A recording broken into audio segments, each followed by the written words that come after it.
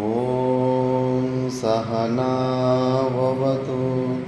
సహనో భునక్తు సహ వీర్యం కరవావహై తేజస్వినావధీతమస్తు మా విద్విషావహై.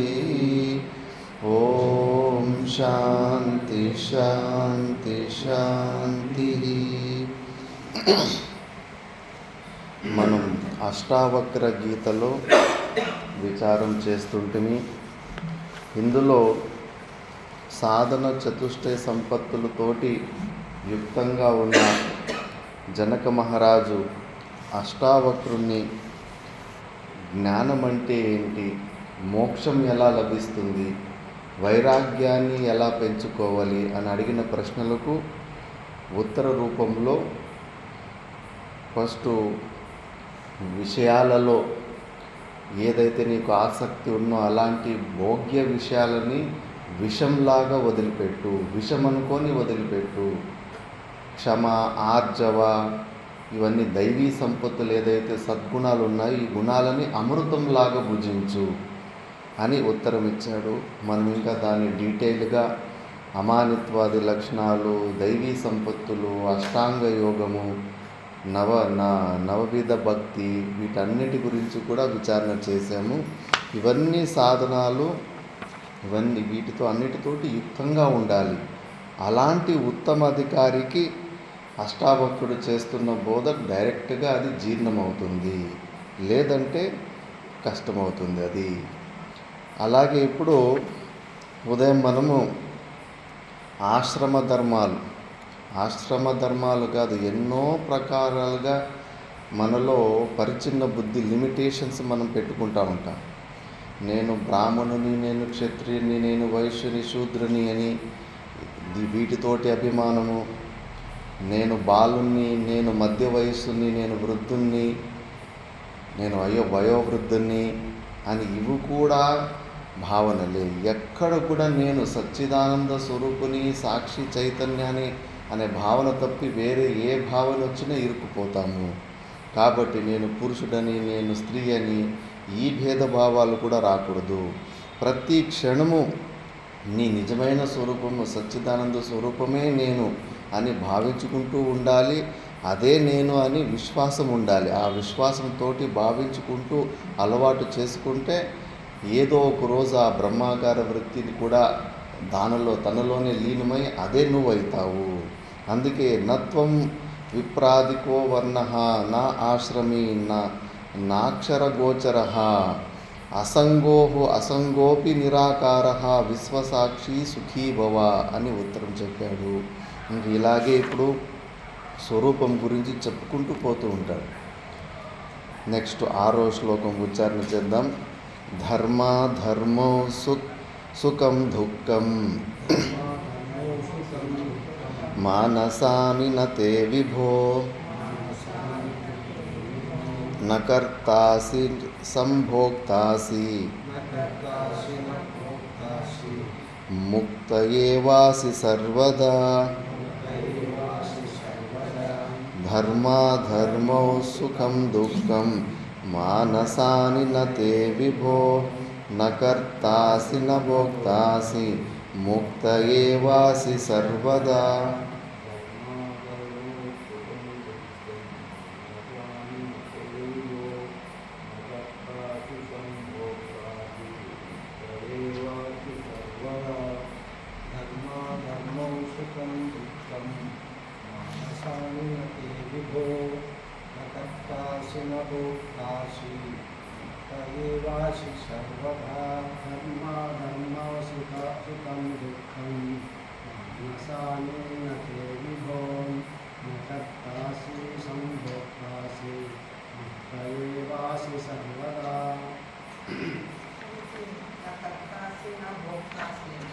ಪಾಠ ಭೇದ ಇರುತ್ತೆ. ಈ ತೆಲುಗುನಲ್ಲಿ ಸ್ವಲ್ಪ ಸಂಭೋಕ್ತಾಸಿ ಅಂತ ಬರ್ದವರು. ಕರ್ನಾಟಕ ಸರಿನೇ.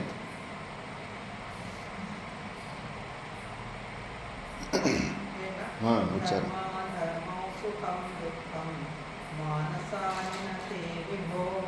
न कर्तासि न भोक्तासि मुक्त एवासि అష్టావక్రులు చెప్తున్నారు, ధర్మము అధర్మము, ముఖ్యంగా పుణ్యము పాపము, సుఖము దుఃఖము, ఇవన్నీ పేర్ ఆఫ్ ఆపోజిట్స్ అంటారు, ద్వంద్వాలు అంటారు. ఈ ద్వంద్వాలు ఇవన్నీ ఏమీ కూడా ఇవి నీవి కావు. ఇవన్నీ బుద్ధి లక్షణాలు, ఈ శరీర సంఘాతానికి ఉన్న లక్షణాలు. మళ్ళీ నువ్వు కర్తావి కావు, నువ్వు భోక్తావి కావు. ముక్త ఏవాసి సర్వదా, నువ్వు ముందు కూడా ముక్తుడుగానే ఉన్నావు, ఇప్పుడు ముక్తుడుగానే ఉన్నావు, ఎప్పటికీ ముక్తుడుగానే ఉంటావు. ఆ సత్యాన్ని తెలుసుకోలేకపోతున్నావు. బంధనం కల్పితము, వాస్తవము కాదు. మరి స్వామీజీ, ఈ ప్రపంచమంతా కనిపిస్తూ ఉంది, ఇప్పుడు నేనే దేవుడు అన్నారు. మరి నేనే దేవుడు అంటే ఈ ప్రపంచాన్ని ఎవరు సృష్టించారంటే ఏమని చెప్తాము? దేవుడు సృష్టించాడు అని చెప్పేసి. కుండలు కనిపిస్తున్నాయంటే ఈ కుండల్ని తయారు చేసిన ఎవరో ఒకడు మనిషి ఉండాలి. ఎందుకంటే కార్యాన్ని చూసి దాని సృష్టికర్త ఒకడు ఉండాడు అని చెప్పేసి మనకు అనుమానం ద్వారా జ్ఞానం అవుతుంది. మరి ఈ ప్రపంచం కనిపిస్తూ ఉందంటే కనుక దీని సృష్టికర్త అయినా ఎవరో ఒకడు దేవుడు ఉండాలి కదా. మరి సృష్టికర్త ఉన్నాడు కదా, భగవంతుడిలో కర్తృత్వ బుద్ధి ఉంది కదా, సృష్టిని సృష్టించే కర్తృత్వ బుద్ధి ఉంది కదా, పాలన కర్తృత్వం ఉంది, సంహార కర్తృత్వం ఉంది. ఇది మనము అనుమానం ద్వారా బ్రహ్మసూత్రాల్లో కూడా జన్మాద్యస్య యతః అని చెప్పేసి ఏ నిమిత్తం వల్ల ఈ సృష్టి జన్మని వచ్చిందో, పాలన జరుగుతుందో, లయం అవుతుందో ఆ నిమిత్తమే, అభిన్న నిమిత్త ఉపాదాన కారణమే పరమాత్ముడని నిరూపిస్తున్నాం. మరి ఇప్పుడు మీరు నేను జీవుడు అంటే నువ్వు జీవుడే దేవుడు అంటారు, నన్ను దేవుని చేస్తారు. మళ్ళీ ఇప్పుడు నన్ను నువ్వు కర్తావి కాదు, భోక్తావి కాదు అంటున్నారు. నేను దేవుడు అయితే కనుక నేను ఈ సృష్టి కర్తనవుతాను కదా, దేవుడు ఈ సృష్టిని సృష్టించిన వాడు కర్త కదా అంటే అది కూడా ఆరోపణే. అధ్యారోప అపవాదాభ్యాం నిష్ప్రపంచం ప్రపంచీయతే. అందుకే ఆ చకోర పక్షి కొత్త వాళ్ళకు దృష్టాంతము ఎన్నోసార్లు చెప్పాను. ఎలా అంటే ఈ భగవంతునిలో ఉన్న సృష్టికర్త ఆరోపమే. నిర్గుణ నిరాకార స్వరూపుడైన పరమాత్మలో ఈ కర్తృత్వ భోక్తృత్వాలు లేవు. ఎందుకంటే వాస్తవికమైన సృష్టి ఉంటే దాని సృష్టికర్త గురించి మాట్లాడుకోవాలి. అసలు లేనే లేదు కదా సృష్టి. కాబట్టి ముందు కాలంలో రాజులు భోజనం చేయాలంటే ఒక పక్షిని దగ్గర పెట్టుకునేవారు, చకోర పక్షి అని. ఆ భోజనము ప్లేటు ఆ పక్షి ముంగుట పెడితే కన్నా దాని కలర్ చేంజ్ అయిందంటే ఈ అన్నంలో ఎవరో విషం కలిపినారు అని అర్థం. అప్పుడు రాజు ఆ భోజనాన్ని తినేవాడు కాదు. ఎప్పుడైతే విషం కలపలేదో అప్పుడు ఆ భోజనం ప్లేటు ఆ పక్షి ముందు బయట పెడితే ఆ చకోర పక్షి కళ్ళల్లో ఏ వికారము రాదు, కలర్ చేంజ్ కాదు. ఎట్లుంటాయి ముందు కళ్ళు అట్లాగే ఉంటాయి. ఇందులో సగం మాత్రమే మనం ఇప్పుడు దృష్టాంతంలో తీసుకోవాలి. ఎప్పుడైతే విషం కలపలేదో అప్పుడు చకోర పక్షి అది కూర్చున్న చోటే అలాగే కూర్చోంది. అది అసలు రాజుకి ఎప్పుడు నువ్వు తినొద్దు అని ఎప్పుడు చెప్పలేదు. అది ఆ క్రియకి భోజనము తినే ఒక క్రియ ఏదైతే రాజు చేస్తున్నాడో ఆ రాజులో ఉన్న ఆ కర్తృత్వముకి అది ఆ దాంట్లో నువ్వు తిను అని కారైతత్వము లేదు, కర్తృత్వము లేదు. ఆ పక్షిలో తన పాడుకు తాను అక్కడే ఉంది. అది ఉన్నదానికి దాని సన్నిధి, దాని దగ్గరికే ఈ ప్లేటును భోజన ప్లేట్ తీసుకెళ్ళిపోయారు. ఇందులో ఎప్పుడైతే విషం కలపలేదో అప్పుడు చకోర పక్షి నిర్వికారంగానే ఉంది. విషం కలిపినప్పుడు భోజన ప్లేట్ తీసుకుపోయినప్పుడు ఆ చకోర పక్షి కళ్ళల్లో వికారం వచ్చింది. అది నిర్గుణ నిరాకార పరమాత్మనికి దృష్టాంతం కాదు. ఎందుకంటే నిర్గుణ నిరాకార పరమాత్ముడు ఏ వికారాన్ని పొందుడు. ఎప్పుడైతే విషం కలపలేదో అప్పుడు చకోర పక్షి తను ఉన్న ప్లేస్లో ఏమీ చేయకుండా, కర్తృత్వ బుద్ధి కూడా లేకుండా, చేసే తత్వము లేకుండా, చేపించే తత్వం కూడా లేకుండా సైలెంట్గా తన పాడుకు తాను ఉంది. దాని దగ్గరికే భోజనం ప్లేట్ పోయింది. భోజనం ప్లేట్ దగ్గరికి పోయితే అక్కడ ఏ కళ్ళల్లో వికారం రాలేదు. ఇంకా రాజుకు దీని కళ్ళులో రంగు మారలేదు కాబట్టి ఈ అన్నంలో విషం లేదు అని నిర్ణయం చేసుకొని ఆ భోజనం తినడానికి ప్రవృత్తి అవుతాడు. ఇప్పుడు అది ఏమి చెప్పకుండా చేయకుండా రాజు చేతిలో భోజనం తినేలాంటి ప్రవృత్తి కర్మ చేపించిందా లేదా? అలాగే నిర్గుణ నిరాకారుడైన స్వరూపుడు, సర్వవ్యాపక తత్వము, అసంగుడైన పరమాత్ముడు అధిష్టాన రూపంలో అలాగే ఉన్నాడు. ఆయన సన్నిధి మాత్రంలో మాయా విశిష్ట చైతన్యం, ఈ మాయా ఉపాధులు ఏదైతే ఉన్నాయో ఈ ఉపాధులు ఆయన సన్నికృష్టంలో ప్రత్యేక చైతన్యం. అది ఆ చైతన్యం ఒక అధిష్టానానికి సన్నిధిలో దగ్గరలో ఉండడం వల్ల ఇవి చైతన్యంలాగా జడమైనవి. ఈ శరీరంలో ఉన్న ప్రతి ఒక్క పదార్థము జడ పదార్థమే. మనసు బుద్ధులు కూడా జడమే. ఆ జడ వస్తువులు కూడా చైతన్యంలాగా సన్నిధి మాత్రంలో ప్రవృత్తి కర్మలు నివృత్తి కర్మలు జరుగుతున్నాయి. అంతేకాని నిర్గుణ నిరాకారుడైన పరమాత్మ మీద మీరు సృష్టికర్తృత్వము ఆరోపము చేయలేరు. అక్కడ పగ్గం పడింది కింద తాడు, ఆడ పాములాగా చూసుకున్నారు. మీరు చూసుకొని బయటికి మీరు కోపంతో పోయి పగ్గము నువ్వు ఎందుకు ఈ పామును సృష్టించావు? ఆ పాముని చూసి నాకు భయం వేసి హార్ట్ అటాక్ వచ్చి 10-15 లక్షల హాస్పిటల్లో డబ్బులు వేస్ట్ అయినాయి. దీనికి కారణం నువ్వే అంటే ఆ పగ్గం చెబుతుంది, పోవయ్య పో, అసలు నాలో కర్తృత్వం లేదు, కారయతృత్వం లేదు, నా పాడికి నేను పడి ఉన్నాను. నువ్వే ఏదేదో ఊహించుకొని లేనిపోనివన్నీ కల్పించుకుంటే కానీ అది నా తప్పు కాదు.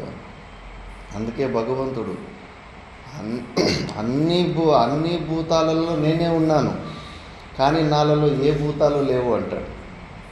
అదెట్లా మరి? అన్నిట్లో నువ్వు ఉంటే అవి కూడా నీలో ఉంటాయి కదా అంటే లేదు. కింద ఉన్న పగ్గము కనిపించిన పాములో ఆ పగ్గం ఉంది. అక్కడ పగ్గము లేకపోతే కానీ పాములాగా కనిపించేదే కాదు. పగ్గము లేనిది పాము లేదు. పాము కనిపించకపోయినా పగ్గం ఉంటుంది. అలాగే నిర్గుణ నిరాకరణ పరమాత్ముడు ఈ సృష్టి సగుణ సాకార రూపాలు ఇవన్నీ కూడా ఆయన ఉంటేనే ఉంటాయి. ఇవన్నీ లేకపోయినా కూడా ఆయన ఉంటాడు.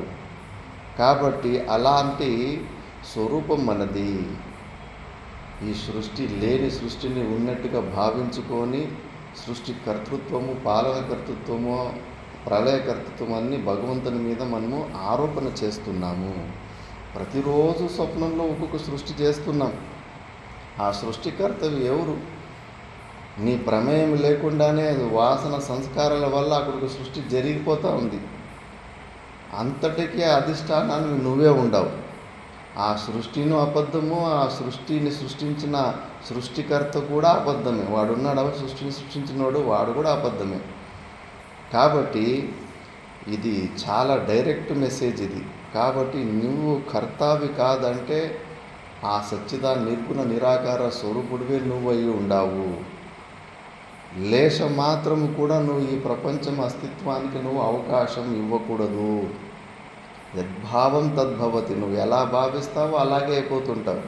అందుకే నువ్వు కర్తవి కాదు, నువ్వు భోక్తవి కాదు, ముక్త ఏవాసి సర్వదా. నువ్వు ఎప్పటికీ ముక్తుడివై ఉండవు. అసలు పంచభూతాలలో సూక్ష్మమైన పంచభూతము ఆకాశం, స్పేస్. ఆ స్పేసునే మిగతా 4 పంచభూతాలు దాన్ని పట్టుకోలేకపోతాయి, ఏమి చేయలేకపోతాయి ఆ స్పేస్ని. మరి దానికన్నా సూక్ష్మంగా ఉన్న అసంగుడైన ఈ సచ్చిద నిర్గుణ నిరాకార స్వరూపుడిని ఏ వస్తువు కూడా ముట్టుకోలేదు, చూడలేదు, ఏమీ చేయలేదు. మరి ఈ స్థూల శరీరం, పాంచభౌతికమైన ఈ శరీరము లోపలున్న మన సచ్చిదానంద స్వరూపాన్ని పట్టుకునేసింది అనుకోవడం మన భ్రాంతి. దీనికి ఆ సామర్థ్యం లేనేలేదు. మనమే ప్రతిబింబ రూపంలోకి వచ్చేసి బింబ రూపంలో నిలబడ్డాము, మానుకునేసి ప్రతిబింబ రూపంలోకి వచ్చేసాం. అందుకే ఈ సమస్యలు వస్తున్నాయి. కాబట్టి నువ్వు ఎప్పటికీ నువ్వు ఆనందంగానే ఉండవు, నువ్వు ముక్తుడివే. అదేమి స్వామీజీ, మరి నేను ముక్తుడినైతే, నేను పరమానంద స్వరూపాన్ని అయితే మరి ఆ ఆనందం నేను ఎందుకు వ్యక్తం ఆ అనుభవంలోకి ఎందుకు వస్తలేదంటే నువ్వు దాన్ని తెలుసుకొని సొంతం చేసుకోలేకపోతున్నావు. ఉండి కూడా దాన్ని యథార్థంగా తెలుసుకొని సొంతం చేసుకోకుండా పోతే నువ్వు దాని ప్రయోజనాన్ని పొందలేవు. కర్ణుని దృష్టాంతమే. కర్ణుడు కుంతి పుత్రుడే అయి ఉంటాడు. కౌంతేయత్వం అన్న ధర్మము తనలో ముందు కూడా ఉండే. సూతపుత్ర అన్నప్పుడంతా కుమిలిపోతూ ఉంటాడు. మరి తన కుంతిపుత్రుడు అయినప్పుడు కూడా ఆ సత్యాన్ని తెలుసుకోలేదు కాబట్టి ఆ ఉన్నా కూడా ఆ ఆనందాన్ని పొందలేకపోయాడు. మనం కూడా సచ్చిదానంద స్వరూపులు, పరమానంద స్వరూపులు అయినప్పటికీ కూడా దాన్ని యథార్థంగా తెలుసుకొని స్వంతం చేసుకోలేకపోవడం వల్ల దాన్ని మనము పొందలేకపోతున్నాము. కాబట్టి నువ్వు ఎప్పుడు నీకు బంధనం అనేది లేదు, కల్పితమే బంధనము. బంధనం ఒకవేళ వాస్తవికమై ఉంటే, నిజమైన బంధనం అయితే ఇప్పుడు ఆవుల్ని గూటాలకి దానికి దీనికి కట్టేస్తాం కదా, అది నిజమైన బంధనం. ఒక వస్తువుని ఇంకో వస్తువుని ముడి వేసి కట్టేస్తాం. అలాంటి నిజమైన బంధనం అయితే కన్నా కేవలం జ్ఞానము ద్వారా ఆ బంధ విమోచనం కలగదు. చేతులకు బేడీలు వేస్తే కన్నా తత్వమసి అని కుల్జా సింసిం అంటే కన్నా అవి తప్పుకోవవి. అక్కడ నువ్వు పని చేయాలి, క్రియలు చేయాల్సి వస్తుంది. అలాంటి బంధము క్రియలు చేస్తేనే ఏదన్నా ఆ బంధం నుంచి బయటికి రావచ్చు. కానీ మనం ఈ శరీరంతో పెట్టుకున్న బంధము కల్పితమైన బంధం కాబట్టి, దీని జ్ఞానం విచారము ద్వారా దీని తొలగిపోతుంది. ఎంతోమంది మన భారతదేశంలో వేల మంది ఈ శరీరంతో ఉన్న ఈ సంబంధాన్ని తెంచుకున్న వాళ్ళు ఉన్నారు. అనస్థీషియా ఇంజెక్షన్ లేకుండానే ఆపరేషన్లు చేయించుకున్నారు. చెయ్యి కత్తిరిస్తే కూడా వాళ్ళకి ఆ నొప్పిని కలగలేదు. రమణ మహర్షికి గాయమై పురుగులు తింటూ కింద పడుతూ ఉంటే మళ్ళీ తీసి వేసుకుంటూ ఉంటాడు.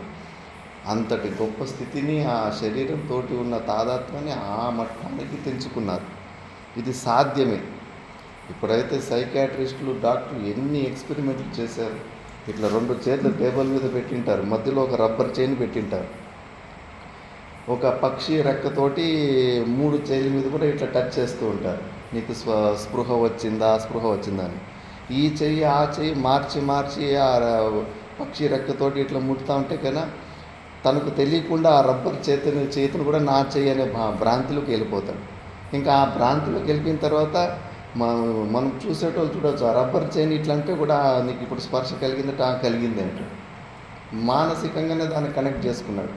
అప్పుడు టక్ అనే వాళ్ళు సుత్తి తీసుకొని ఆ రబ్బర్ చైన్ దెబ్బ కొడితే ఉలిక్కి పడతాడు.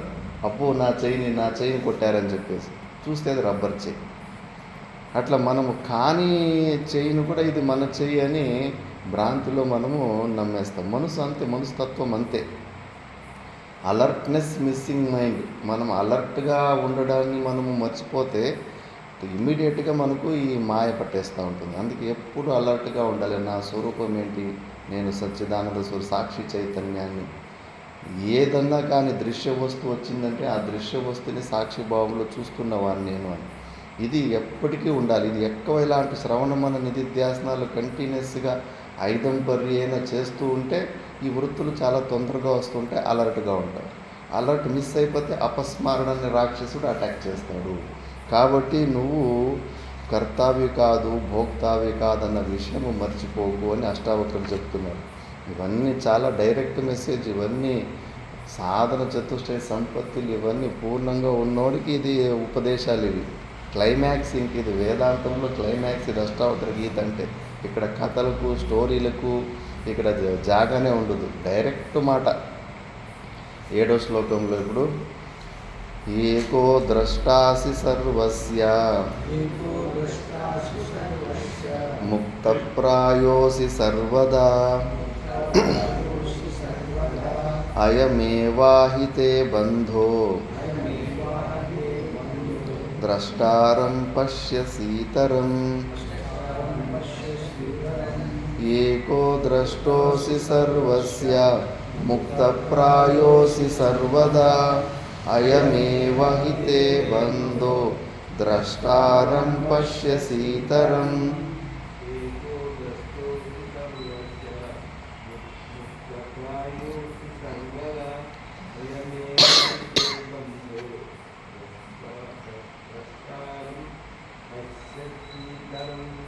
ఏకో ద్రష్టాసి సర్వస్య ముక్తప్రాయోసి సర్వదా అయమేవ హి తే బంధో द्रष्टारं पश्य शीतलं एको द्रष्टासि सर्वस्य मुक्तप्रायोऽसि सर्वदा अयमेवाहि ते बन्धो द्रष्टारं पश्य शीतलम् एको द्रष्टासि सर्वस्य मुक्तप्रायोऽसि सर्वदा अयमेव हि ते बन्धो द्रष्टारं पश्यसीतरम्. ఏకో ద్రష్టోసి సర్వస్య, నువ్వు ఒక్కడివే, ఒకే తత్వానివే. ఈ ప్రపంచంలో సత్యమైన వస్తువు ఒకటే ఉంది. త్రికాల అబాధ్యత్వం సత్యత్వం. 3 కాలాలలో కూడా బాధితము కాకుండా ఉన్నది ఒకటే తత్వం. అది పరమాత్ముడు ఒక్కడే, అది నువ్వే అయి ఉండావు. అలాంటి ఏకో ద్రష్టోసి, ఎక్కడో దూరం కాదు, అది ప్రత్యక్, ఇన్నర్ మోస్ట్ నీలోనే ఉంది. అది నువ్వే అయి ఉన్నావు, అది నీ స్వరూపమే. తత్ అని చెప్పేసి దూరం, అది అనే తత్వమసిలో ఉన్న తత్ పదార్థంతో భగవంతుడు అంటే నీకన్నా భిన్నంగా ఊహించుకోవడము, దూరంగా ఊహించుకోవడం. ఆ అలవాటుని మార్చుకో. అది ప్రత్యేక్, నీ స్వరూపమే అయింది, ప్రత్యేక్ చైతన్యం. అది నువ్వే అయి ఉండవు, చాలా దగ్గరగా ఉంది. అది కొద్దిగానే ఆవరణని తీసేయాలంతే. ఏకో ద్రష్టోసి సర్వస్య ముక్తప్రాయోసి సర్వదా. నువ్వు అన్నిటికీ ద్రష్టారూపంలో ఉండావు. నువ్వు 3 అవస్థలలో ఏమేమి జరిగినాయో నీకు గుర్తుంది. నేను లేను అనే అనుభవం ఇప్పటి వరకు ఎవరికి లేనే లేదు. ఎప్పటికీ ఉన్నాం, మనము నిత్యంగా ఉన్నాము. మృత్యు అనవసరంగా మోహం వల్ల అది అంత దుఃఖం ఇస్తూ ఉంది. కానీ ఆ మృత్యు కూడా అందుకే సన్యాసులకి పుట్టుక వేడుకలకు అంత్యేష్టికి బ్యాన్ చేశారు. ఎందుకంటే పుట్టు చావు అనే వృత్తులు మళ్ళా అవి పుట్టకూడదు అని. పుట్టు చావులు లేని తత్వము మనము అన్నది ఇలాంటి దీర్ఘమైన అభ్యాసం చేసుకోవాలి. చావు కాడకు పోతే అందరూ ఎమోషనల్ ఇరుక్కుపోయి ఉంటారు. ఎప్పుడూ ఏడవను కూడా ఏడుస్తూ ఉంటాడు.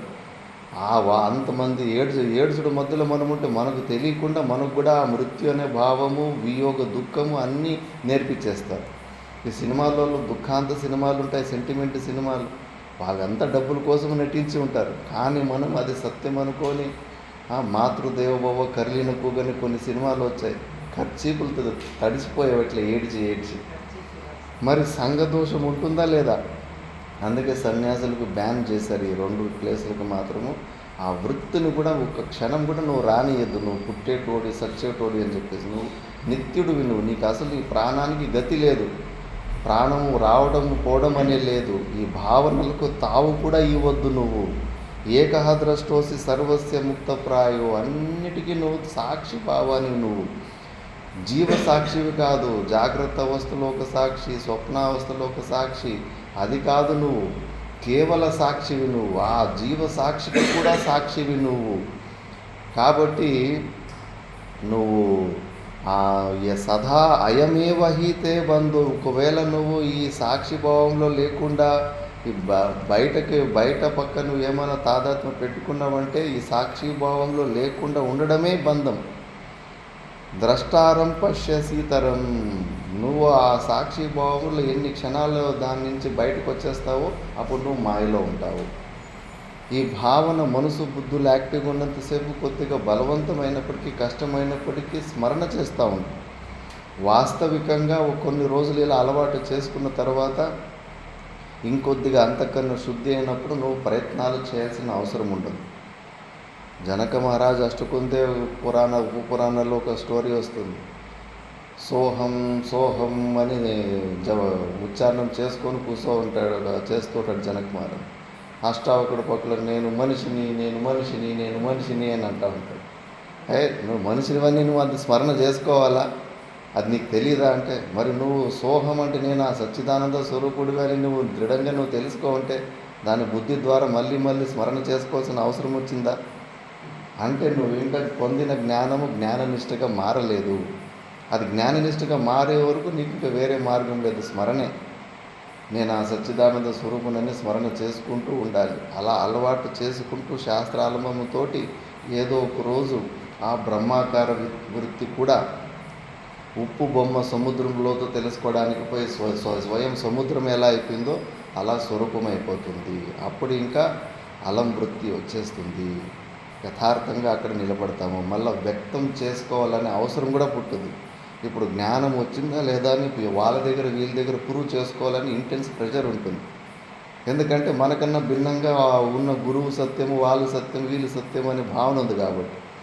అది నిజమైన జ్ఞానం ఉన్నప్పుడు అసలు నాకు జ్ఞానం వచ్చిందా లేదా అని టెస్ట్ చేసుకోవడానికి ఇంకోటి ఎవడన్నా ఉండాలి కదా. అసలు నిజమైన వాడు ఎవడు ఉండడు. పూర్ణమైన జ్ఞానం వచ్చినప్పుడు నీకు టెస్ట్ చేసుకోవాలని ఆ కోరిక కూడా పుట్టదు. ది ఎండ్ అంతే, మౌనము తప్పితే ఇంకేమీ ఉండదు అక్కడ. అలాంటి స్థితికి వెళ్ళాలి. అలాంటి సాక్షి భావంలో నుంచి నువ్వు ఉండలేకపోవడమే బంధనానికి కారణము. ఉదయం కూడా మాయ అంటే ఏంటని నారదుని స్టోరీ చిన్న కథ ద్వారా మనం విచారణ చేసుకున్నాం. భగవంతుని మరుస్తువా మాయ, భగవంతుని గుర్తు తెచ్చుకుంటువా మాయ లేదు. అంటే నీ స్వరూపాన్ని, నువ్వు ఎవరన్నా స్వరూపాన్ని నువ్వు మర్చిపోతివా, నువ్వు పరిచిన జీవుడివి, భేదబుద్ధి, అన్ని రాగద్వేషాలు అన్నీ వచ్చేస్తుంటాయి. అది గుర్తుకుందంటే కన్నా చాలా జాగ్రత్తగా, కొద్దిగా అవిద్యాలేశంతో జీవభావం ఉన్నప్పుడు కూడా చాలా జాగ్రత్తగా అంటుకుండా నువ్వు జీవన్ముక్తి ఆనందాన్ని పొందొచ్చు. కాబట్టి అష్టావక్రుడు ఇలా చెప్పాడు, ఈ సాక్షి భావమే నువ్వు ఇందులో నిలబడలేకపోవడమే మిస్ అయిపోతూ ఉంటుంది. దక్షిణామూర్తి కాళ్ళ కింద ఉన్న అపస్మరుడు ఎవడు కాదు, మనలోనే ఉన్న మతిమరుపే.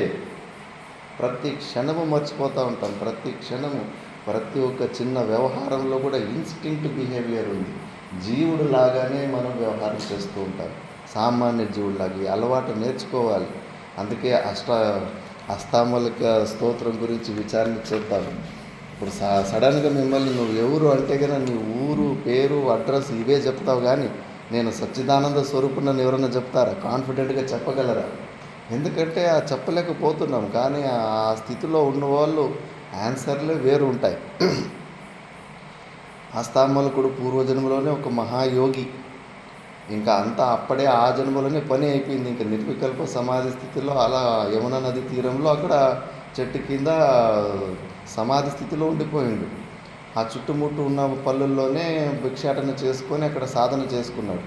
అందుకే ఆ పూర్వజన్మలో ఒక మహిళ చిన్న బిడ్డని తీసుకొచ్చి కొడుకుని, నేను కట్టెలు ఏరుకొని వస్తాను, ఎండిపోయిన కట్టెలు స్వామీజీ, ఈయన సమాధి స్థితిలో సగం కళ్ళు తెరిచినట్టు ఉంటాయి, ఇది మెలకులో ఉన్నాడు అని చెప్పేసి, మా ఊరికి రోజుకు భిక్ష తీసుకోవడానికి వచ్చే సాధు కదా, వీడిని కాస్త చూసుకో, చిన్నపిల్లని నా యమునా నది నీళ్ళు ఉండి అక్కడ పోకుండా నేను కొన్ని కట్టెలు ఏరుకొని వస్తారని వదిలిపెట్టిపోయి ఉంటుంది. ఆ చిన్నపిల్లోడు కొద్దిగా ఆడుకుంటూ అట్లా నీళ్ళలో పోయిడిచి నీళ్ళలో మునిగిపోతాడు. ఇంకా పరిగెత్తి వస్తూ ఉంటుంది. పరిగెత్తి వచ్చి ఇంకా కొడుకుని, మునిగిపోతున్న కొడుకుని తీసి కాపాడేంతసేపులో వాడి ప్రాణం వెళ్ళిపోయి ఉంటుంది, ఆ జీవుడి ప్రాణం. ఇంకా చచ్చిపోయిన కొడుకుని ఈ యోగి దగ్గరికి వచ్చి ముంగట పెట్టి గొడో అని, అయ్యో ఉన్న ఒక్క కొడుకు పోయే కదా తండ్రి, నేను నీ మీద నమ్మకంతో వదిలిపెట్టిపోతే, అసలు ఆయన సంబంధమే లేదు, కాకపోతే వాళ్ళ ఇంట్లో భిక్ష అవన్నీ తీసుకొని ఆ దయ ఉంటుంది కదమ్మ, అసలే మహాపురుషులు అహేతుక దయా సింధువులు. ఆ తల్లి బాధ చూడలేక ఆ యోగి తన శరీరాన్ని అక్కడే వదిలిపెట్టేసి ఆ పిల్లోడి శరీరంలోకి ప్రవేశం చేసేస్తాడు. ఇంకా మళ్ళా సచ్చినోడు మళ్ళీ బతికినాడని చెప్పేసి చాలా ఖుషి పడతాడు. కాకపోతే ప్రవర్తన మొత్తం చేంజ్. యోగిని అందులోకి వచ్చేసాడు. మస్తు ఉంటాడు, అసలు పడుకున్న చోట పడుకొని తనలో తను నవ్వుకుంటూ ఉంటాడు, ఆనంద ముద్రలోనే ఎప్పుడూ ఉంటాడు. ఎవరు చేయలేని పనులు ఒకసారి టకటకాని చేసేస్తుంటాడు. ఒకసారి 2-3 నెలలైనా ఊరికే పడుకో ఉంటాడు, అసలు లేవనే లేవాడు. క్వచిత్ బాలహ క్వచిత్ ఉన్మత్త అవధూత స్థితిలో ఉంటాడు. చూస్తే వాళ్ళు ఇదేదో నార్మల్ కాదు, ఇంకా పిచ్చివాడని ముద్ర వేస్తారు. ఎంత మనకి పిచ్చివాడని ముద్ర వేస్తే మన సాధన అంతా ముందుకు పోతూ ఉందని. అందరిలాగా మనము అందరూ అక్సెప్ట్ అయ్యేలాగా జీవిస్తున్నామంటే ఇంకా వాళ్ళలాగానే జీవిస్తున్నాము. వాళ్ళకు భిన్నంగా జీవించినప్పుడే కదా వాళ్ళు వీడు పిచ్చోడు మనకు విపరీతంగా ఉన్నాడని చెప్పేసి మన సాధన బాగా జరుగుతూ ఉందని. వాళ్ళకు లోకవాసనకి భయపడరు అవధూతులు. వాళ్ళేమనుకుంటారు, వీళ్ళేమనుకుంటారు, వీళ్ళు ఏమనుకుంటారని అన్ని వాళ్ళకి వీళ్ళకి అనుకూలంగా మన జీవితాన్ని సెట్ చేసుకుంటారు. వాళ్ళకి లెక్కే ఉండదు అది.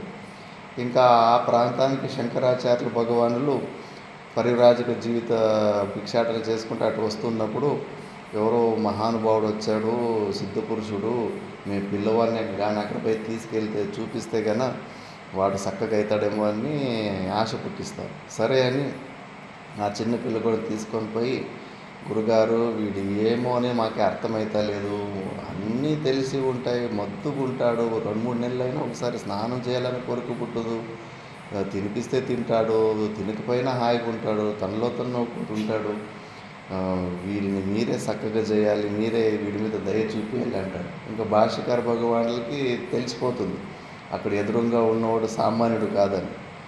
శంకర దిగ్విజయంలో అయితే నాకన్నా టాప్ లెవెల్లో అస్తామలుకున్న స్థితి అనే చెప్పాడు అక్కడ భాష్యకార భగవానుడు.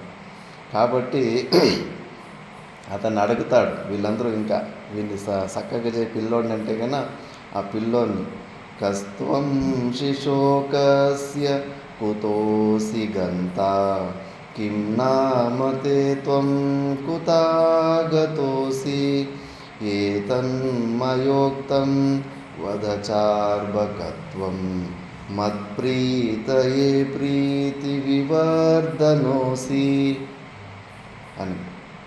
ఏ శిశో, ఏ బాలకుడా, కహత్వం ఎవరు నువ్వు, కస్య నువ్వు ఎవరి వాడివి, కుతః ఆసిగంత ఎక్కడికి పోతున్నావు, కింనామతే నీ పేరేంటి, త్వం కుతః ఆగతః ఆసి ఎక్కడి నుంచి నువ్వు వస్తున్నావు, ఇవన్నీ కూడా ఏతద్ ఉక్తం నేను ఏమేమి ప్రశ్న త్వయామయ ఉక్తం నేను ఏమేమి ప్రశ్నలు అడిగానో ఆ ప్రశ్నలకి నువ్వు మత్ప్రీతయే నా ప్రీతిని వృద్ధిని చేసేవాడా అని. శంకరాచార్యుల ప్రీతిని ఆనందాన్ని పెంచేవాడని ముందుగానే ఎట్లా చెప్తున్నాడు, ఎందుకంటే యోగ దృష్టిలో చూసేశాడు కాబట్టి. గురువులకి అలాంటి ఉత్తమ అధికార శిష్యులు దొరికితే ఓహో పరమానందమే పరమానందం. నా ప్రీతిని పెంచేవాడా, ఈ అర్భకత్వం, ఈ మూగివాడి తత్వంలాగా ఏదైతే ఉందో ఆ మూగివాడి తత్వాన్ని కాస్త వదిలిపెట్టేసి ప్రీతి వివర్ధనోసి నా ప్రీతిని పెంచేవాడా కొద్దిగా చెప్పప్ప నువ్వు ఎవరు అని. మనల్ని నువ్వు ఎవరు అంటే ఒక సెకండ్ ఆలోచించకుండా మన పేర్లు ఊళ్ళు చెప్పేసి శరీరం పేర్లు అవన్నీ చెప్పేస్తాం. కానీ ఆయన ఏ స్థితిలో ఉన్నాడని మంచి శ్లోకంలో చెప్పాడు. ఏ ఒక అభిమానంతో కాకుండా కేవలం నిజబోధ రూపంలోనే ఉంటాడు.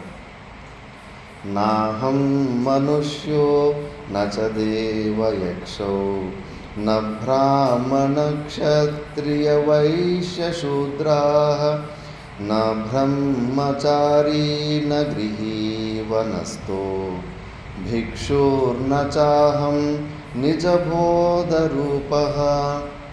నాహం మనుష్య, అసలు నేను మనిషినే కాదు. ఆలోచించండి, భావనలు మనం అనుకుంటున్నాము జ్ఞానం అయిపోయింది అని. నేను మనిషిననే భావం పోయిందా? ఇంకా పోలేదు. అందుకే కుక్క వేరు నేను వేరు, పిల్లి వేరు నేను వేరు, పాము వేరు నేను వేరు. ఎందుకంటే నేను మనిషిని, అవి పశువులు అని. మా ఊర్లో ఒక ఆయన చచ్చిపోయిన తర్వాత ఇంకా పూడిసిపెట్టే సమయంలో చేతులు కాళ్ళు కదలిక వచ్చింది. హాస్పిటల్కి తీసుకొని పోయి మళ్ళా బతికిండు, మర్చిపోయిండు అందరినీ, మనముల్ని, కొడుకుల్ని. హాస్పిటల్ నుంచి తిరిగి వచ్చిన తర్వాత నువ్వెవరు అని అందరినీ అడుగుతున్నాడు. మళ్ళా ఒక 10-15 రోజులకి అన్నీ గుర్తుకొచ్చినాయి. మనముళ్ళు ఒక మనముడు నా ఫ్రెండ్, నేను అక్కడే ఉన్నాను. ఆ మనముళ్ళంతా అడుగుతున్నారు, నిజంగానే మమ్మల్ని అంతా మర్చిపోయింటాం అంటే, అవును మిమ్మల్ని ఎవరు అనేది తెలియదు, మర్చిపోయింటే అని. పోనీ నువ్వు మనిషి అనేది గుర్తుందంటే, నేను మనిషి అనేది గుర్తుండే, నేను మగోడు అనేది గుర్తుకుండే, కాకపోతే నేను ఎక్కడి నుంచి వచ్చాను ఎవరు అనేది నాకు గుర్తులేదు. చూడ, నేను మనిషిని అనే భావన ఎంత దృఢంగా ఉందో. ఆ భావనను తొలగించుకున్నామా మనము? లేదు. మనిషత్వ అనే గుణంతో మనం పరిచ్ఛిన్న బుద్ధిలోనే ఉండాలి. చాలా సూక్ష్మం ఇది. ఒక్కొక్క పొర తీసుకుంటూ పోతే ఉల్లిగడ్డ నుంచి తీస్తూ ఉంటే లోపల నుంచి ఇంకో పొర వచ్చినట్టు ఒక్కొక్కటి ఎన్ని చోట్ల మనం అభిమానం పెట్టుకో ఉంటాము. అందుకే నాహం మనుష్య, అసలు నేను ఈ మనుష్యత్వ భావన కూడా నాలో లేదు. నచదేవ యక్షు, నేను దేవుణ్ణి కాదు యక్షుణ్ణి కాదు. అనిమ గరిమాది సిద్ధులన్నీ ఉంటాయి. అందుకే అనిమ గరిమాది సిద్ధులు ఉన్నాయి. నేను ఏదో శ్రేష్ఠ యక్షున్నో దేవతలనే అభిమానం కూడా లేదు. కానీ కేవలం జడ సమాధిని ప్రయత్నం చేసేటోళ్ళకి నేను చాలా గొప్ప పవర్ఫుల్ వ్యక్తి అనే భావన ఉంటుంది, నేను యోగిని అనే భావన ఉంటుంది. జ్ఞాన మార్గంలో ఆ స్థితికి పోయిన వాళ్ళకి ఆ అభిమానం కూడా ఉండదు. నా బ్రాహ్మణ క్షత్రియ వైశ్య శూద్రాహ, వర్ణాశ్రమ ధర్మాల్లో కూడా అసలు నేను బ్రాహ్మణుని, క్షత్రియ వైశ్య శూద్రుని ఈ భావనలు కూడా ఉండవు. ఇవన్నీ మనకు ఉంటాయి. ఇవి ప్రపంచంలో ఎక్కడన్నా ఆశ్రమంలో చూడండి, ఆశ్రమంలో ఏ స్వామి మా అధ్యక్షుడు అయి ఉంటాడో ఆ అధ్యక్షుడు ఏ కులానికి చెందినవాడు, ఏ స్టేట్కి చెందినవాడు అయి ఉంటాడో ఆ కులం వాళ్ళు ఆ స్టేట్ వాళ్ళు ఎక్కువ ఉంటారు. రాసి పెట్టేస్తాను. నేనైతే ఒక 30-40 ఆశ్రమాలు చూసిన. ఎందుకు అలా జరుగుతుంది అంటే కన్నా అభిమానం. నేను ఫలానా జాతికి చెందినోని, మా జాతికి చెందిన స్వామి అని తెలుసో తెలియకో ప్రతి ఒక్కరికి అవన్నీ నాటుకుపోయి ఉంటాయి. వాటిని తొలగించుకోవడం అంత ఈజీ కాదు. అందుకే అలాంటి సంఘాల నుంచి బయటికి రావాలి. ఎక్కడ ఇది వితౌట్ క్యాస్ట్ క్రీడ్ ఎలాంటి వేదాంతం ఉంటుందో అలాంటి చోటే దీన్ని నేర్చుకోవాలి. కాబట్టి ఆ అభిమానం ఎక్కడా ఉండకూడదు. నా బ్రహ్మచారి, మళ్ళా వర్ణాశ్రమాలు, నేను బ్రహ్మచారిని, నేను గృహస్థుణ్ణి, నేను వానప్రస్థుణ్ణి, నేను భిక్షువుని, నేను సన్యాసిని. మా గురుగారు దీని మీద కోప్పడ్డారు. ఎర్రబట్టలు వేసుకుని సన్యాసి అని అహంకారం తెచ్చుకోకు అని. ఇది చాలా పెద్ద అహంకారం. ఇది ఊరికే బట్టలు వేసేసుకొని మిగతా వాళ్ళకన్నా చాలా శ్రేష్ఠుడు అనే భావన తెప్పించేస్తూ ఉంటుంది. చాలా జాగ్రత్త. చిన్న తప్పు చేసింటుంది, తప్పు కూడా అనుకోలేదు, నాకు ఆ తప్పు అని కూడా తెలియదు. పాఠం స్టార్ట్ కాకముందు రికార్డర్, ఒక గృహస్థుడు కూడా భక్తుడు వచ్చేసి వెనకాల కూర్చొని రికార్డర్ పెట్టనీకపోతుంటే నేను కూర్చొని నా రికార్డర్ కూడా ఆయన చేతికి ఇస్తుంటే, నా రికార్డర్ కూడా అక్కడ టేబుల్ మీద పెట్టే క్లాసు అని. 2-3 రోజులు చూసి 3వ రోజు, ఏమి నువ్వు పెద్ద పుడుంగి అనుకున్నావా? ఎర్రబట్టలు వేసుకున్నంత మాత్రం నీకు అందరూ సేవకులు అనుకుంటున్నావా? ఎందుకు నీ పని ఆయనకి ఎందుకు చెప్తున్నావు? ఆయన ఎర్రబట్టలు వేసుకున్నాడు, ఆయన గృహస్థుడు, నువ్వు పెద్ద సన్యాసి అనే దురహంకారం వచ్చిందా అని. అసలు ఆ భావన ఏమీ లేదు. కానీ అంత సెన్సిటివ్గా ఆలోచించు. నీకు తెలియకుండా వచ్చేస్తూ ఉంటుంది. మళ్ళీ అక్కడ బౌండరీలు, నిన్ను నువ్వు పరిచిన బుద్ధిలో మళ్ళీ నువ్వు లిమిట్ చేసుకుంటావు. నేను సన్యాసిని అని సన్యాసత్వం అనే ధర్మంతో భేద బుద్ధిని తెచ్చుకుంటావు. వాడు వేరు వీడు వేరు అని చెప్పేసి. ఇవన్నీ కూడా అలాంటి నా బ్రహ్మచారి నా గృహి వనస్థ భిక్షు నచాహం నిజబోధ రూప, నేను నిజమైన సాక్షి చైతన్యాన్ని అనే భావనలో ఎట్లా తొందరగా టక్కని ఆన్సర్ ఇచ్చాడు. మనం కూడా అంతే. ఆ భావంలోని ప్రతి క్షణము ఉండాలి. మళ్ళీ నిమిత్తం జీవితంలో ఒకేసారి నోరు తెరిచింది. ఆ ఒకేసారి నోరు తెరిచింది 13 శ్లోకాలు అయిపోయి మనకు మళ్ళీ జీవితంలో ఎప్పుడు నోరు తెరవలేదు. ఈ లో లెవెల్కి రాలేకపోయాడు.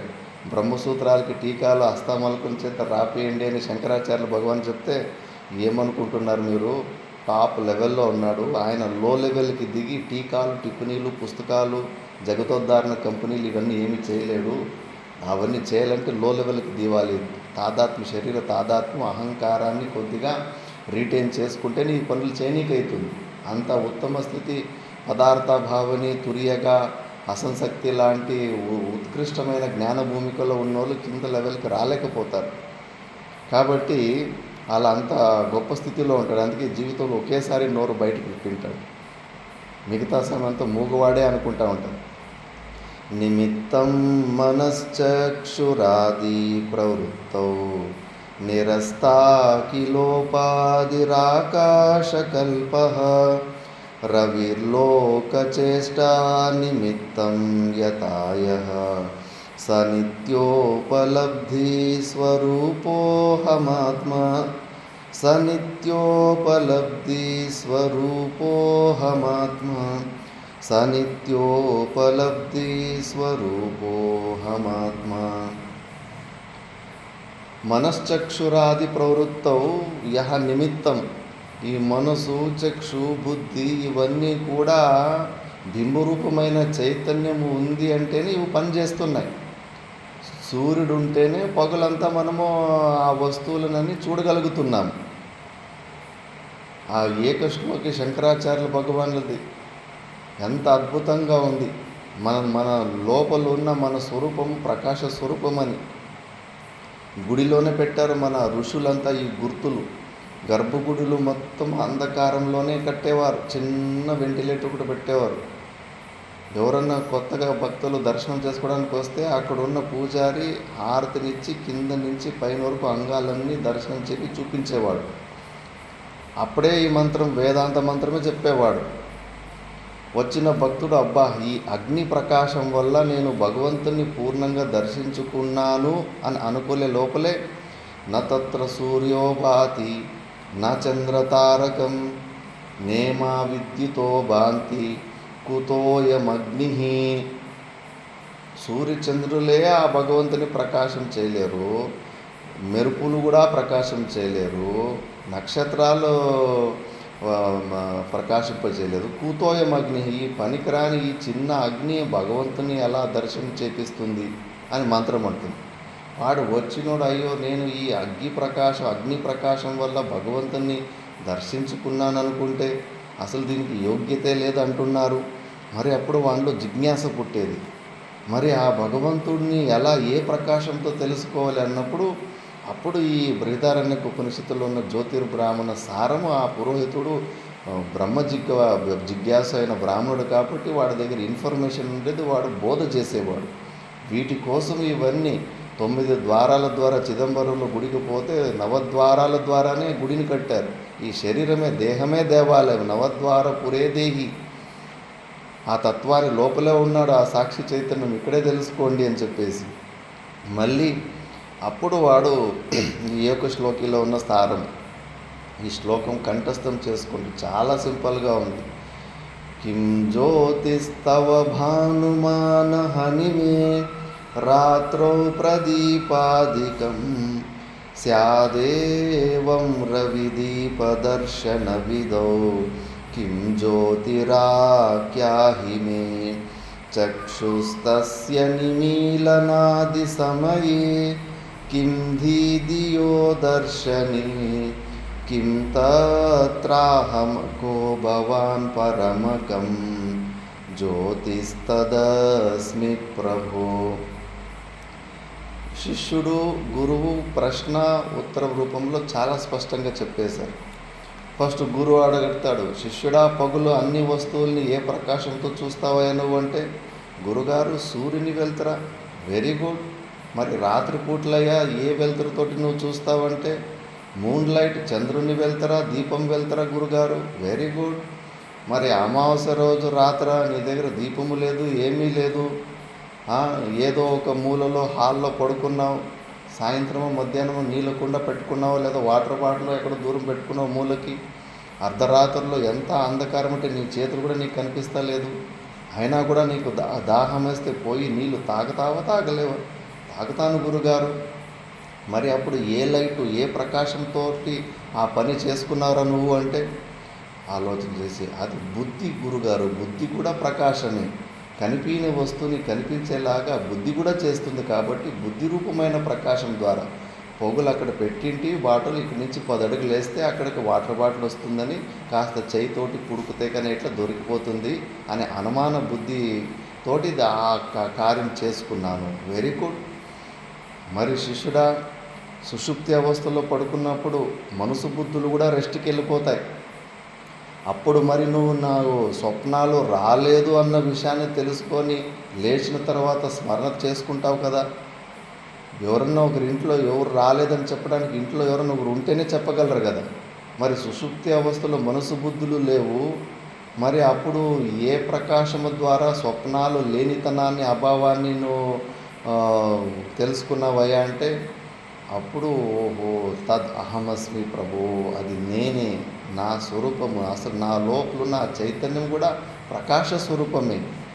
అది కంటికి కన్ను లాంటిది, చెవికి చక్షురింద్రియానికి చక్షు లాంటిది, శ్రవణేంద్రియానికి శ్రవణేంద్రియం లాంటిది, కంటికి కన్ను చెవికి చెవు లాంటిది, రసనేంద్రియానికి రసన లాంటిది.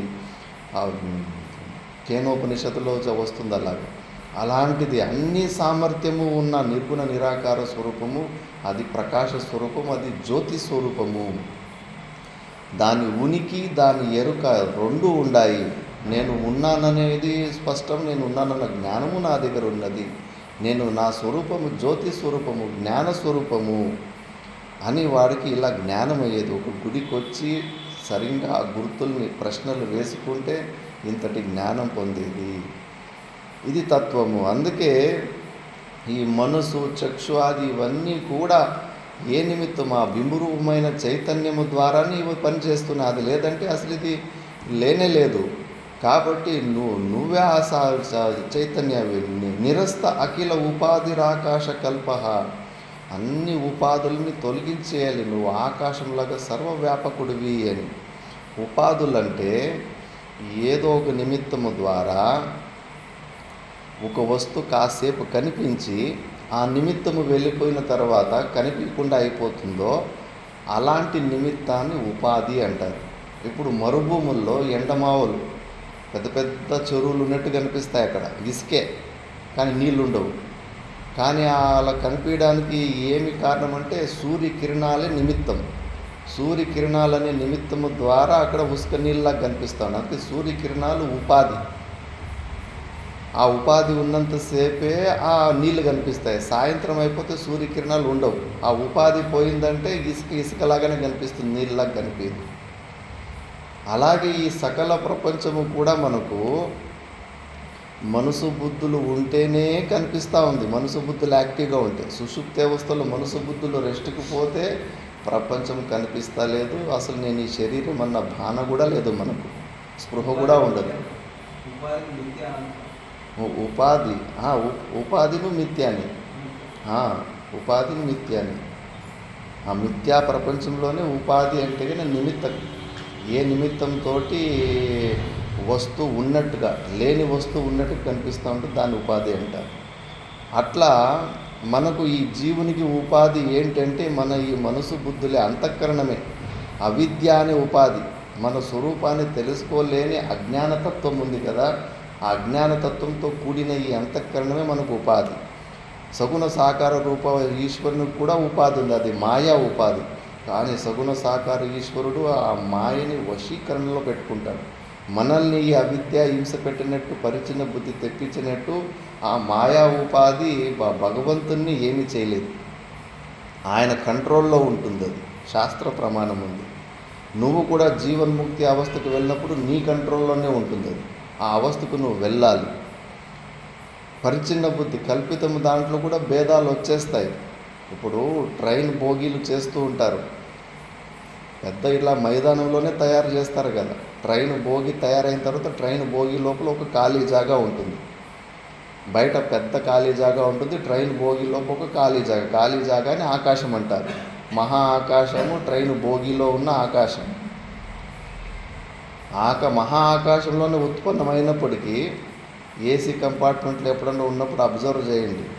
అక్కడ దోమలు కానీ ఏమన్నా పైకి లేస్తాయి, ఈగలు కానీ దోమలు కానీ. ఇట్లా పైకి లేస్తే భోగి ఇట్లా ముందుకు పోతూ ఉంటుంది.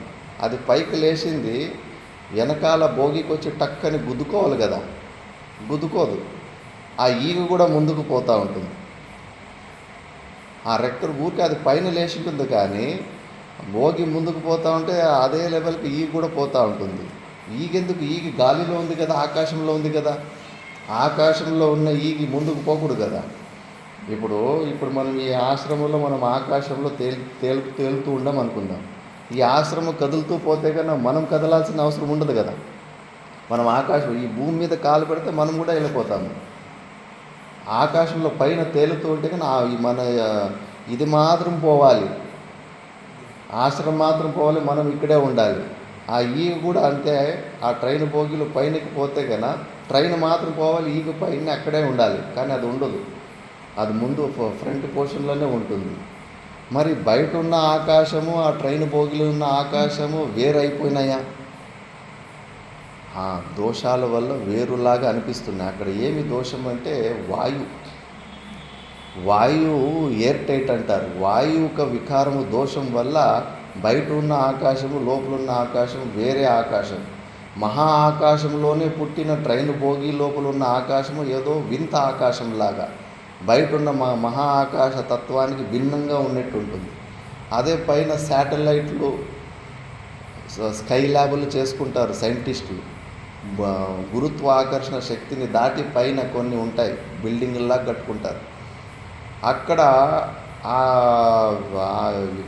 వాళ్ళ ఒక ల్యాబులు ఏమైతే ఉంటాయి, లోపల బయట రెండు ఒకేలాగానే ఉంటుంది ఆకాశం. బయట స్పేస్లో కూడా గాలిలో తేలినట్టు తేలుతూ ఉంటారు, ఆ వాహనం లోపల కూడా తేలుతూనే ఉంటారు వాళ్ళు. అక్కడ బయట ఆకాశము, లోపల ఆకాశము, స్పేస్ రెండు ఒకేలాగా ఉంటాయి. కానీ భూలోకంలో మాత్రము మహా ఆకాశం కన్నా ట్రైన్ భోగిలో ఉన్న ఆకాశం భిన్నమైన ఆకాశంలాగా మనకు అక్కడ కనిపిస్తూ ఉంటుంది. అందుకే నీ అజ్ఞానం ఉన్నప్పుడు ఉన్నది ఒకే ఒక వ్యాపకమైన తత్వం, పరమాత్మ తత్వమే. ఈ శరీరము ఆ ట్రైన్ భోగిలకు కొత్తగా ఒకటి తయారు చేసుకున్నాం.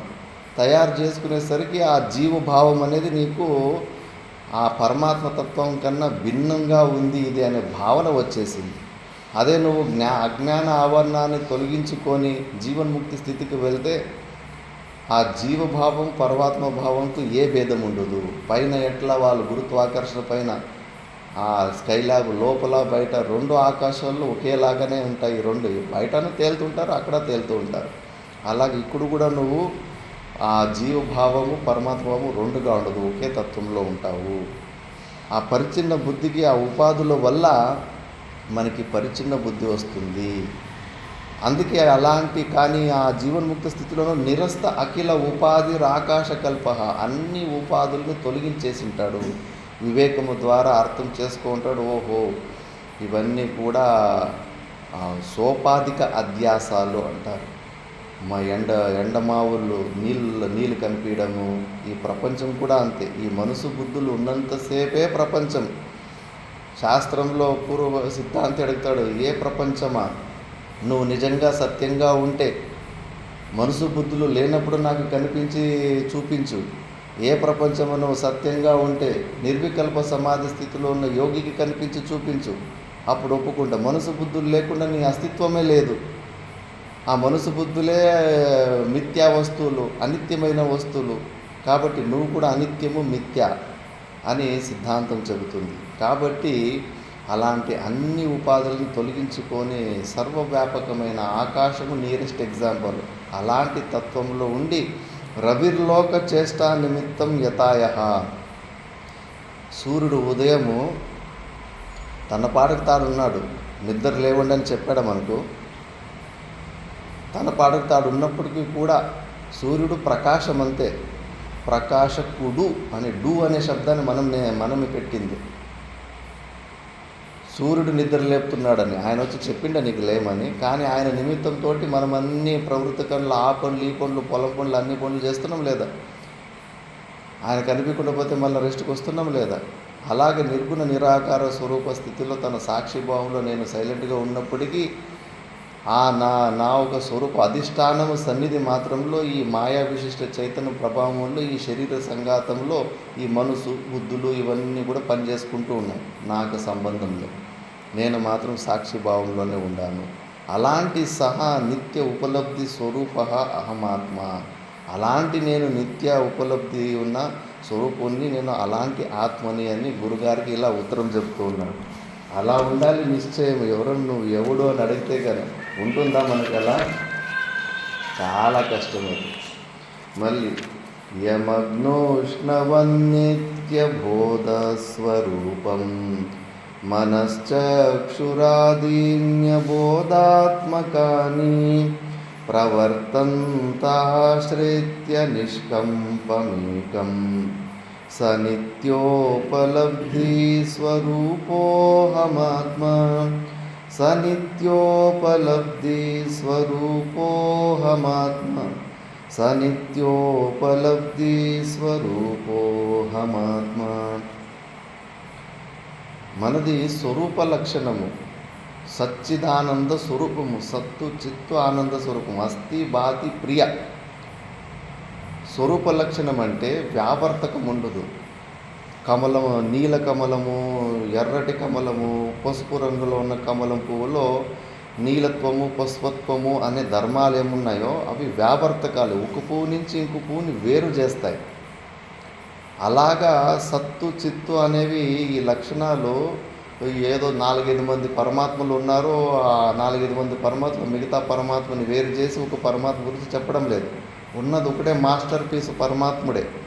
స్వరూప ఏవ లక్షణం నా వ్యావర్తక. లక్షణాన్ని అత్ర నా వ్యావర్తక, అవి డిఫరెన్షియేటర్స్ కాదవి, స్వరూపమే. ఎలా అంటే అగ్ని ఉష్ణవత్, అగ్గిలో ఉన్న ఉష్ణతత్వం ప్రకాశతత్వం ఎందుకుంటుంది? ఎందుకంటే దాని స్వభావం అంతే. దాని గురించి ఎక్కువ ప్రశ్నలు ఏమడుగుతాం, దాని నేచర్ అది, స్వభావమే అది.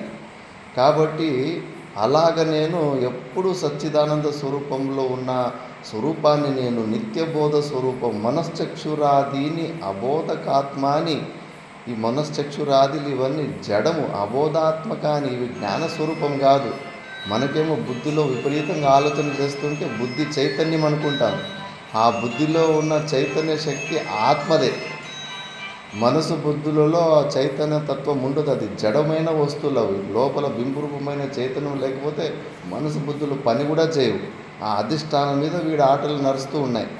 అయస్కాంతం దగ్గర ఉంటే దాని చుట్టూ ఉన్న ఇనుపవి చిన్న చిన్న ముక్కలు డ్యాన్స్ చేస్తూ ఉన్నట్టు ఈ మనసు బుద్ధులు ఇవన్నీ కూడా సన్నిధి మాత్రంలో పనిచేస్తున్నాయి.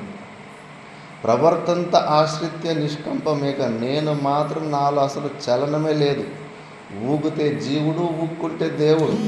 ఈ శరీరం ఊగులాడుతూ ఉంది కానీ నేను మాత్రము అచలంగానే ఉన్నాను. స్వప్నంలో ఎంత పరిగెత్తాము, ఎంత ఊగులాడాము, కానీ పడుకున్న వ్యక్తి ఏమన్నా ఉన్నాడు, హాయిగానే ఉన్నాడు, కదలకుండానే ఉన్నాడు.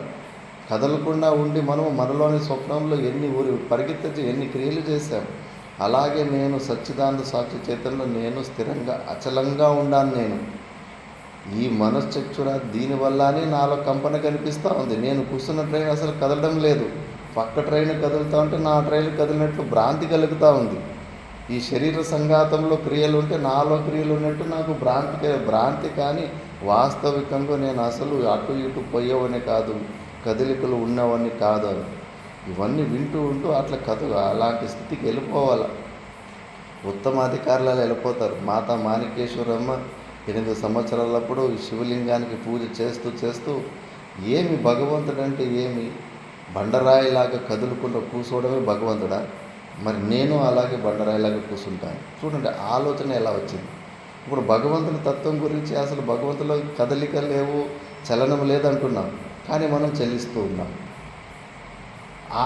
ఆ బుద్ధి మనకు రాదు. నేను మరి కదలకుండా, నేను అచలంగానే ఉండిపోతాను, నేను కదలకుండా ఉంటానని థాట్ వస్తలేదు. వాళ్ళ అంతఃకరణ శుద్ధి ఉంది కాబట్టి అలా వచ్చింది. మొదటిసారి అలా కూర్చుంటే ఇంకా సమాధి స్థితికి వెళ్ళిపోయారు. మొత్తం నీళ్ళు తప్పితే రెండో వస్తువు కనిపిస్తలేదు. సవికల్ప సమాధి. కొన్ని అనుభూతులు స్టార్టింగ్లో అలా వస్తూ ఉంటాయి. భయపడింది, చిన్న వయసులోనే అలాంటి స్థితి వచ్చేసరికి.